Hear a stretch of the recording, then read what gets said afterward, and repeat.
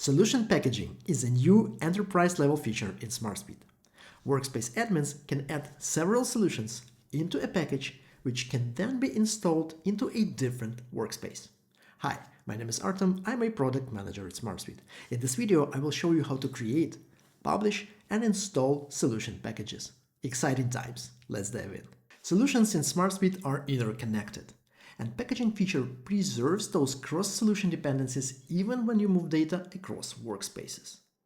There are two most obvious use cases for packaging: moving solutions from testing to production environment, and deploying a pre-built solution into a customer's workspace, a typical scenario for any SmartSuite consultant. But before we dive in, let me highlight the type of content that can be included with each solution. Tables and fields are included by default, but you can choose if you want to include views, records, and drumroll, automations. Under the Workspace Administration, you'll find a new section for solution packaging. It consists of two tabs. One displays packages that have been created in a current workspace. The other shows those that have been installed. Both tabs are empty right now, so let's start with creating a new package. Every package must have a name, an icon, and an optional description. On the right, in the Package Include section, we can choose whether we want to include records, views, and automations, and we'll keep them all selected for now. Next, I can start adding solutions. I'll add the project management solution first. If I expand the solution I've added, I can inspect its content. I'll get two subsections: tables and automations. For each table, I can see a list of fields, views, and a total number of records it has. Under automations, I'll get a list of included automations grouped by table name. Below the solution I have just added, we have a dedicated block that displays all of its related solutions. Solutions are considered related if they have at least one linked record between them. In this case, the project management solution is only linked to Sales CRM, and the counter on the right confirms that. But the Sales CRM has links to three other solutions, and here's what happens if I add it to the list. We will now see a list of solutions related to Sales CRM. The main goal here is to inform you about all these interconnections and help you decide whether to add them to the package. Let's say I'm good with the current content and I don't want to include any other solutions. And this brings us to the Package Inspector feature. It highlights the links to solutions that have not been included in a package. For example, it tells me that this field from Sales CRM solution points to a table in the Real Estate Portfolio solution. And I have several options here.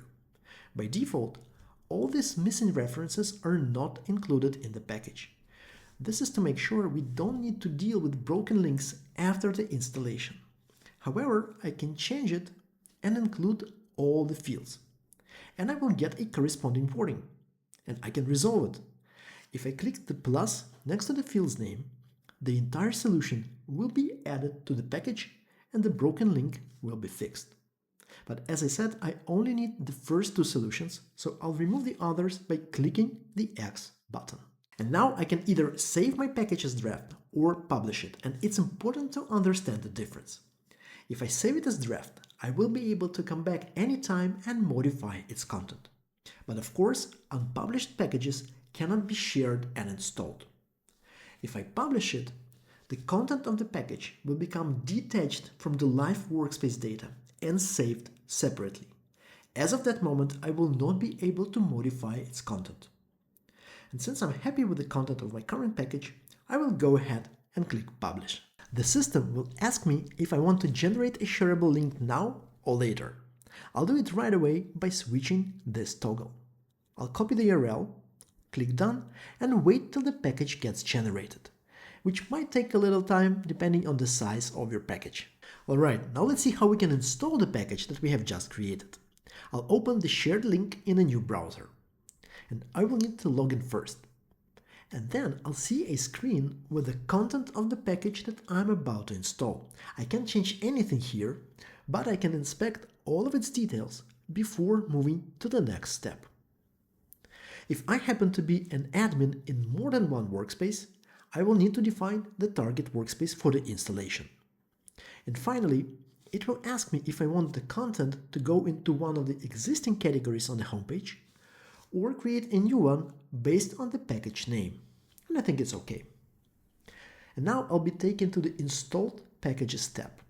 And once the installation is completed, we can go ahead and verify the results. We can see that a new category appeared on the homepage and it contains both solutions from the package. Let's check several dashboards real quick. This looks good to me. And next, I want to verify that a link to client field from project management still points correctly to the sales CRM solution. And it looks like it does. Lastly, we'll check the automations. And I have to mention that all automations that are installed with the package are installed in a disabled mode, so you have to enable them manually one by one. The ability to create packages is an enterprise level feature. However, published packages can be installed into any workspace on any plan. And that's all I have for the solution packaging. As always, I would love your feedback after you try it. So be sure to subscribe and leave a comment. And I will see you in the next one.